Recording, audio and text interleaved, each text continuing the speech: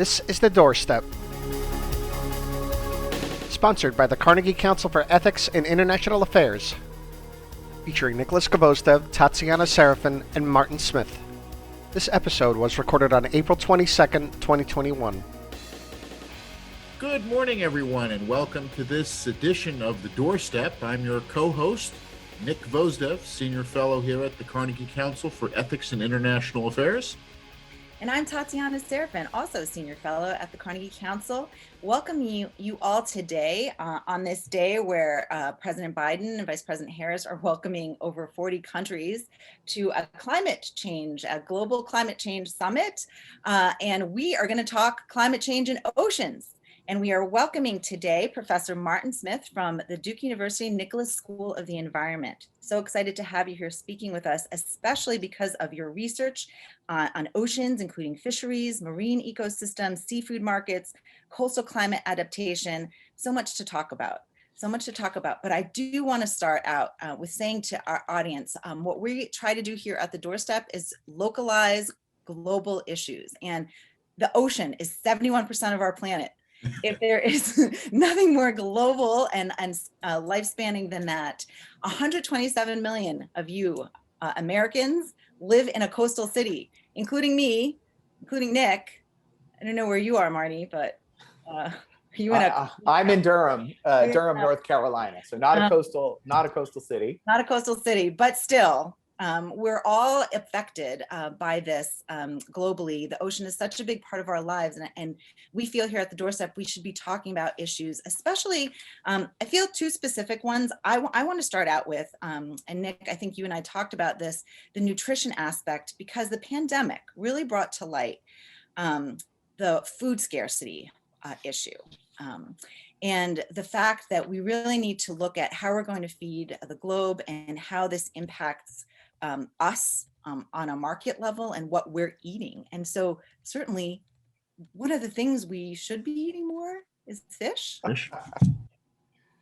do you, all right, let's just jump right in with a really tough, loaded question. So first of all, thank you so much for having me. It's really wonderful to be a part of this podcast. And I also appreciate that you framed the importance of the oceans right up front in the way that I like to frame it. It's 70+% of the planet.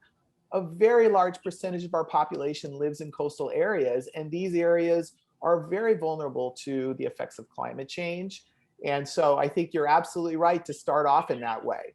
In my world of economics, working on the oceans is kind of a niche area, but I always like to remind people the oceans are a big part of the planet. So let's just jump right into the first question you're asking about, the role of oceans in human nutrition. It is absolutely critical. We think of, globally, where does our food come from? And we tend to sort of add up things like, where do the calories come from? Where does the protein come from? And by that scale, protein coming from the marine environment in total is relatively modest. More animal protein comes from terrestrial livestock like chickens and beef and pork and so forth. And of course, most of our calories come from grain crops, row crops, things like corn and wheat and so forth. But the seafood plays a very important role because it's highly nutritious. It's often a lean protein. It's a source of really important macronutrients like omega-3 fatty acids that we've heard a lot about in combating heart disease and other nutrition-based diseases. And this is something that's probably underappreciated in the United States. Seafood contributes really important micronutrients. So there are a lot of vitamins and minerals that are in high concentrations in seafood that are critical to human development that are a huge portion of those micronutrients for many seafood consumers around the world. Those things are important for Americans, but they're not nearly as important as they are for a lot of people in coastal areas in low-income countries that don't actually get a lot of animal protein from other sources and have far fewer sources of those micronutrients in their diets. So that's one area that seafood is, I think, globally very much underappreciated. And what are some things that, either private or public sector can do to kind of increase the knowledge that this is a product that we should be focused on, especially as we look to kind of, cut our carbon emissions. And, we all know the cattle are, bad, and, and yet we still are so meat and potatoes. And I think this really got highlighted in the pandemic when people were rushing to the shelves and they were empty. They were empty. And what role did you see fish stock also empty, as empty as the chicken and the beef? Yeah. So this is a really important question. And honestly, we don't really know the extent of the effects of the pandemic on supply chain disruptions in food in general and in fisheries and seafood in particular. We do have a lot of anecdotal reports of these supply chain disruptions. And there's this sort of paradoxical aspect of it that during the pandemic, if you're somebody who fishes for a living, being out on the water is as safe a place as you could possibly be. But of course, selling that fish into markets really rely on these supply chains. And so any kind of disruption meant that it didn't necessarily always make sense for people who are fishing for a living to go out and catch the fish that they otherwise would be catching. So I think that's certainly part of all of this. But when you talk about emptying shelves, it really highlights a tension in global supply chains in general. Because the flip side of what you're talking about is that those shelves filled back up very fast. What's miraculous about the pandemic is how quickly the food system actually responded, and how these very elaborate global supply chains that stock supermarkets in the United States and Europe and other sort of wealthy countries, but the same kinds of supermarkets are emerging increasingly in developing countries. So those global supply chains, yes, they were disrupted, but they responded quickly. And this is where you get right to the heart of the tension, where if you're somebody who is relying heavily on those kinds of supply chains, you're very vulnerable to those disruptions. So in my family, we had the benefit of having a CSA, a community supported agriculture subscription. So our vegetables kept coming, even though there were some issues with getting food from the supermarket in the near term. If you're someone who gets their fish protein from your local lake or your river, or you live on the coast and you fish, maybe you're a fisher who sells some of that for your livelihood, but also consumes a lot of it and uses some of that for your subsistence for your family. The pandemic did not disrupt that activity locally. So that was an opportunity for somebody who might otherwise have had supply chains kind of shut off to be more resilient. But when you think about something like climate change, that's going to take those resources, those fish resources, and move them. Maybe they'll degrade them overall. Maybe ocean warming will lead to fewer fish in certain areas, but it will also move some of the particular fish that are in certain areas as they migrate in response to climate changes in the ocean. So being overly dependent on the local is a real problem for climate change, but having some connection to the local is a real benefit for dealing with the resilience of a shock like the pandemic. So that, to me, is the tension. How do we find policies? How do we facilitate some kind of middle ground there that can take advantage of both of what these two very different parts of our food system have to offer? Well, with that, that's a great segue into a larger question that I'd like to ask.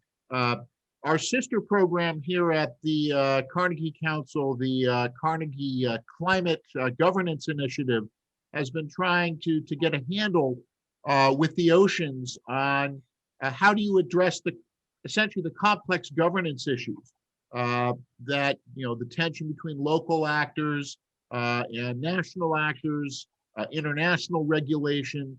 Do you see any types of processes for governance of these types of issues, management of fish stocks, things like that, or anything else that can be effective? And what actors or stakeholders do you think may be most critical for some sort of effective regulatory regime for the oceans? Yeah, so this is tremendously important. The starting place is that not all of the news is bad news. Yeah. So one of the things that's probably underappreciated globally is that most seafood production in the oceans is actually within the 200-mile exclusive economic zone of countries. So for listeners who aren't familiar with that, essentially in the 1970s, largely due to Cold War kinds of politics, globally, there was an agreement that nations would have a right to assert jurisdiction over their marine resources out to 200 miles. And because that mostly contains continental shelves and the places where we have upwellings of nutrients that lead to marine productivity, that's actually where most of our fish come from. Most of the fish and shellfish that are part of the marine products that come into the global food system. But it's not everything. So within those 200 miles, you also have fish stocks that move in and out of them. Some of those move across into other nations' exclusive economic zones, which creates important and challenging bilateral and multilateral negotiations over who gets how much of the fish. And sometimes they traverse through the high seas. So highly migratory fish stocks like tunas and swordfish, they go through in and out of the high seas and into and out of different countries' jurisdictions. So that's a little bit of the kind of the global landscape of jurisdiction. Within different countries, you see some countries doing a very good job, some countries doing a not very good job of asserting jurisdiction and governing within those exclusive economic zones. Yeah. So I think it's really important to highlight that the United States is a country that does an incredibly good job by global standards of sustainably managing its fish stocks within its exclusive economic zone. It's not perfect. There are lots of places where the United States could improve, but by global standards, our rate of overfishing and our rate of overfished stocks within our jurisdiction as a country are actually quite good. We've really turned the tide very much on overfishing. But we also have the advantage as a country of being a wealthy country that has an elaborate regulatory system and lots of income that supports a tax base that can pay for all of that. Lower income countries don't have the kind of state capacity that we have in the United States. Think about how much space is out there in the ocean, even within that 200 miles, and how hard it is to regulate and enforce in those areas. So a poor country doesn't have the United States Coast Guard.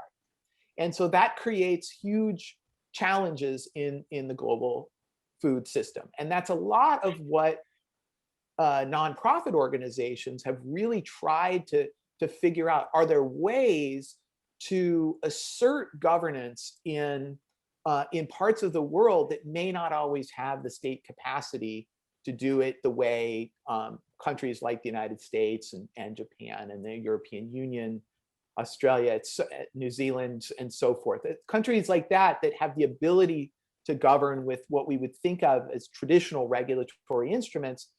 How can we get that kind of thing, those kinds of outcomes in other parts of the world?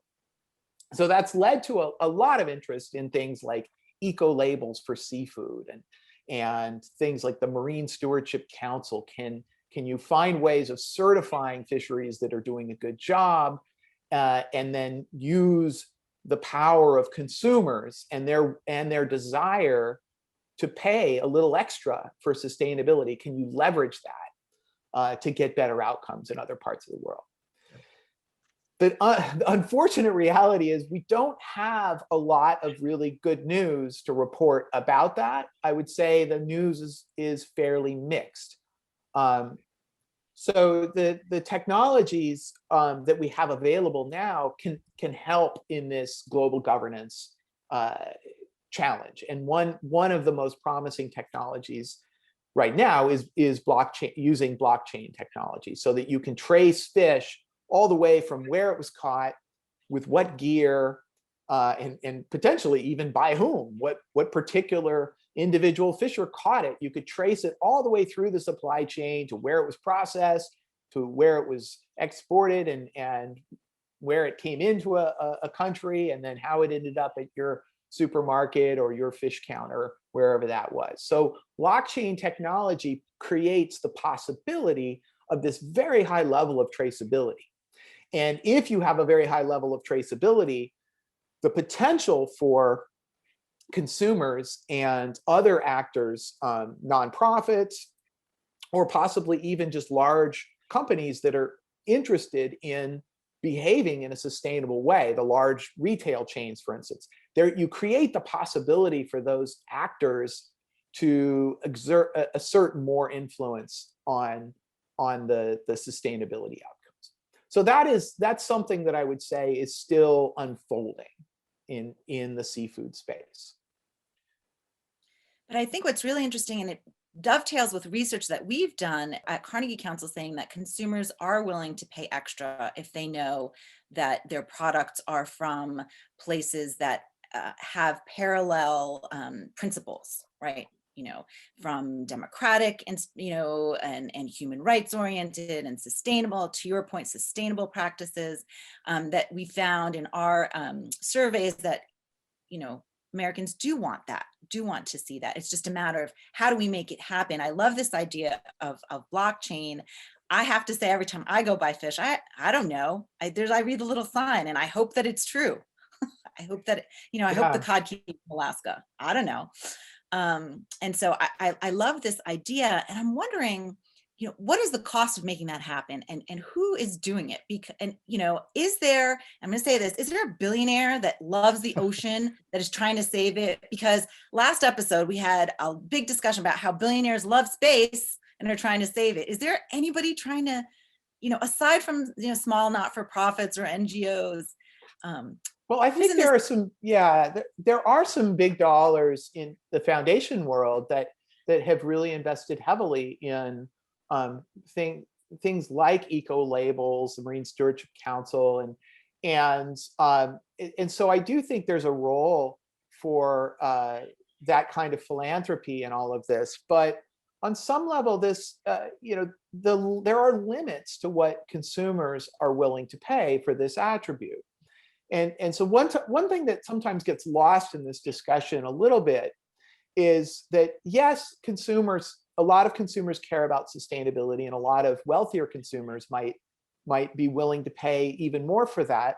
But on some level, people also care about the taste of the food. They care about the health attributes, which may or may not coincide with the ecological sustainability of the product. And they care about things that are unrelated entirely, like the convenience, the product form. People in the United States, they want to eat really kind of nice fillets. That willingness to pay for the convenient product form, that's kind of the way a lot of people are used to consuming fish, that kind of overwhelms what they're willing to pay extra for that sustainability attribute. So I also want to turn this around and think a little more from the Global South perspective. So when we're kind of sitting here thinking about, okay, we've done a pretty good job improving our fisheries in the United States, and we are worried about consuming fish from other parts of the world that maybe aren't doing as good a job sustainably in sustainability terms, and for good reason. It's not necessarily the priority of the Global South. So we think about sustainability as being in the forefront of the discussion as Americans who are concerned about the oceans. In parts of the world that are more developing economies, seafood is a part of food security. That is really at the forefront, and that means it's serving this critical role in terms of human nutrition and basic macronutrient availability like protein, but also those micronutrients that we talked about. And seafood and the ability to fish is serving an important function as a livelihood. Now, of course, we have livelihoods in the United States. There are people who fish commercially for a living, and that's important too. But the scale of how many people actually fish as part of their livelihood in countries like Indonesia is just much, much greater. And so, yeah, sustainability is important, but there are other things that are of critical importance as well. And sustainability isn't necessarily at the top of the list. How do you engage then the global South, or what do you see, how are areas we can engage it with?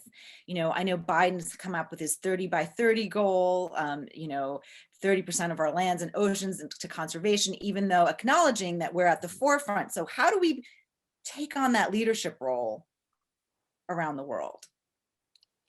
Well, I think it's a fine line, because we certainly don't want to be paternalistic. And we know from other fields in environmental economics. So broadly speaking, my field is called environmental economics. We know that there is a tendency for countries, as they get wealthier, for pollution to actually increase for a while as they industrialize, and then as they continue to get wealthier, the economies transition more towards service economies. Also, that wealth gets piped into regulating pollution, and so more pollution control is installed. And so you end up with what's typically an inverted U shape. You typically have a range of development where you have increasing pollution followed by decreasing pollution, and that's what we call the environmental Kuznets curve. So I think there is a fine line between us kind of jumping in and saying like, hey, you in the developing world should be doing this, and thinking about what is actually helpful for the long-term well-being of the whole planet and the societies that are a lot less well off economically than we are. So I think that's really the fine line there. And so that means that there can be a number of areas where technological assistance is useful. There can be a number of areas where we can potentially support, maybe even financially support effective governance. But we also have to confront the reality that this is what keeps me up at night, really, when we talk about these issues. Is there are times when absolutely, in order to get more fish in the long run, you need to dial back your fishing in the short run. That's just kind of rule number one in fisheries. But what do you do when dialing that back means some people go hungry? So they can't continue to do what they do ad infinitum, because eventually the fish will be gone. But what about the short run? How do you get somebody who needs that fish to eat tomorrow? How do you get them to stop fishing, or should you even get them to stop fishing? That is what keeps me up at night. And I think that's an area where really targeted development aid is important. You need to find a way to feed people so that they can make actual sacrifices. And I don't just literally mean like give them food, or I mean sort of sustain people's whole livelihoods in a transition toward a more sustainable future. And that's something that we really haven't done much of. We haven't really dealt with that problem. And this is the extent to which the sustainability emphasis and the food security emphasis to some extent talk past each other.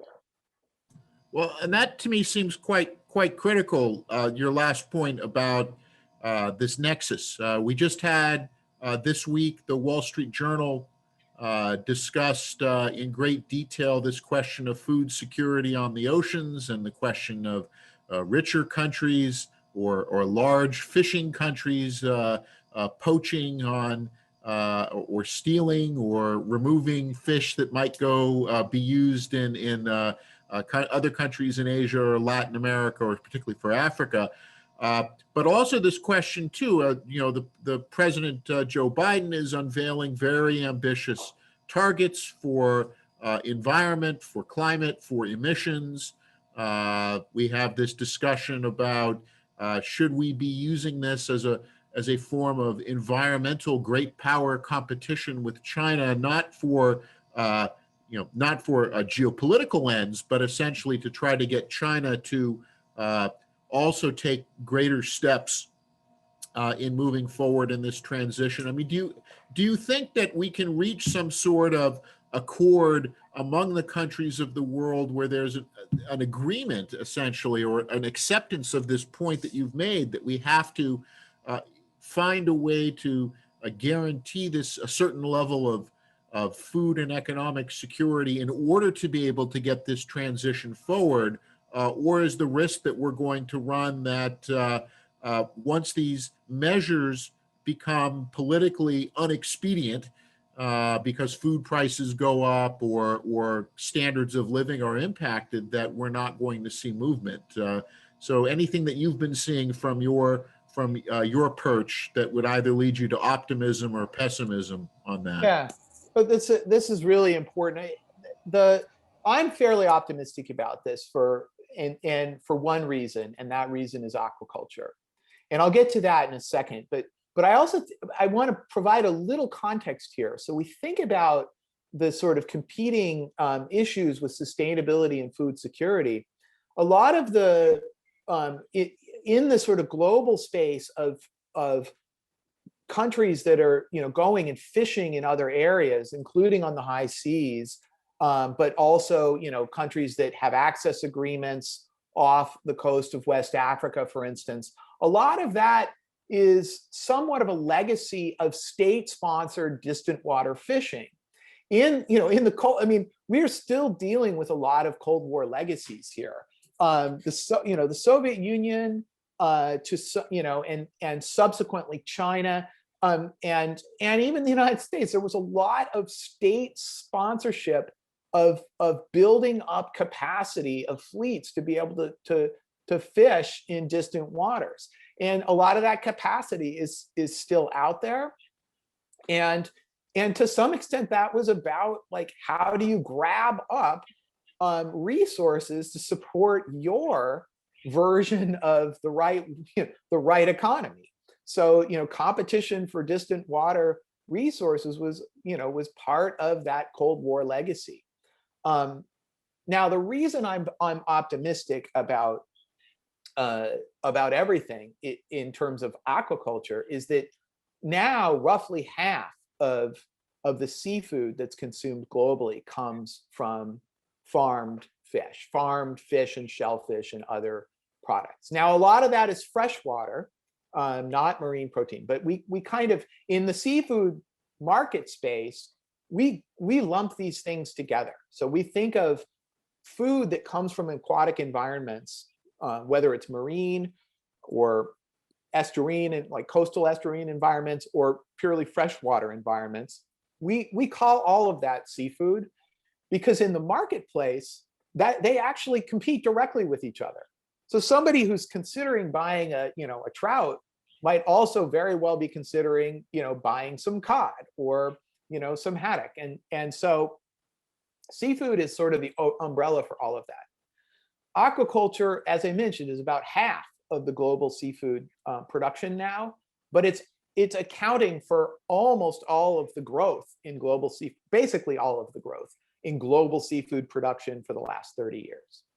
So global seafood coming from capture fisheries. So when we think capture fisheries, think a boat goes out on the water with a trawl net and catches fish, brings them back and sells them. That's what we think about as the iconic capture fishery. Farm fish that capture fisheries basically leveled off in terms of global production in the mid to late 1980s. And yeah, there is some room for growth there if we can do a better job managing fisheries. But the room for growth is relatively small compared to the fact that aquaculture has been all of the growth in the last 30 years and has led to a situation that people find kind of surprising. Would it occur to you that in real terms, inflation-adjusted terms, that fish prices are no higher today than they were 30 years ago when the total production of seafood from the oceans leveled off? And this is in a world where we've seen continued population growth and we've seen dramatic growth in per capita income, at an average level globally. So we've seen all this massive increase in demand and prices are no higher. And the only reason that that's the case is aquaculture. That is the simple reason. I teach this as an illustration of Econ 101. The demand grew, shifted way out, and the supply shifted out enough to keep prices basically stable. So why am I optimistic about aquaculture? We have been farming fish, for millennia as humans, but we have been farming fish in a sophisticated way of domesticating them, selectively breeding them, only for a handful of decades. We did not really get into the business of, as humanity, we didn't get into the business of selectively breeding fish as livestock until the 1960s. And even then, we just barely started, poking into that.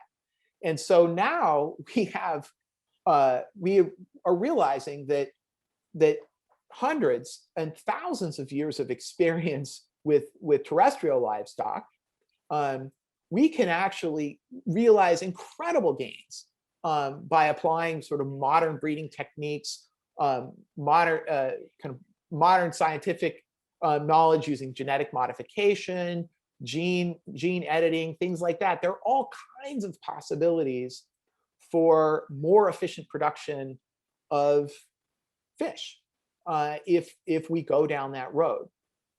And it doesn't all have to be, in the form of really sophisticated, molecular biology and using genetic techniques. A lot of it is also just the experience of how to build a good pen to farm your salmon.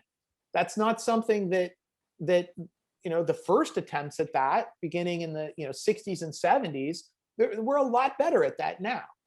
And if you take that same kind of progression where you keep getting better at these things by learning from doing, and you apply it across this wide range of possibilities of fish that we can be farming, both in marine environments and in freshwater environments, the possibilities for growth are quite substantial.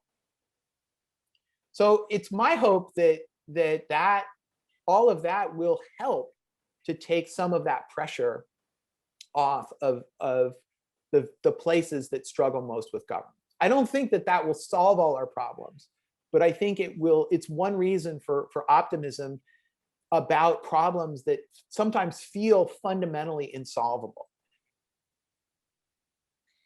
I think you make some super excellent points. I really love the optimism. I do want to ask about this Cold War legacy, because we've been looking at, in all of our episodes, kind of this leftover, and even in the administration, all these leftover people who think about the Cold War as the framework for governance and diplomacy.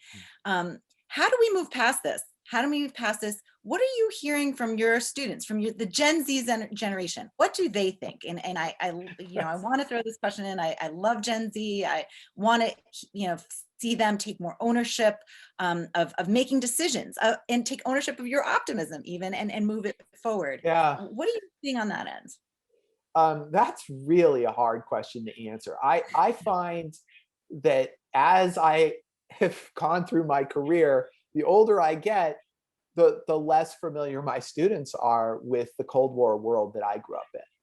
I mean, I grew up doing nuclear war drills, like get under your desk, which I always thought was absurd.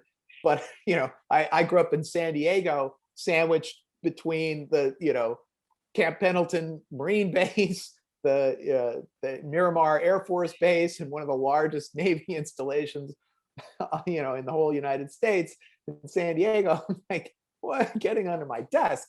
What is this going to do? So for me, the Cold War was so like front and center in everything, and yet my students are only vaguely aware of that world order.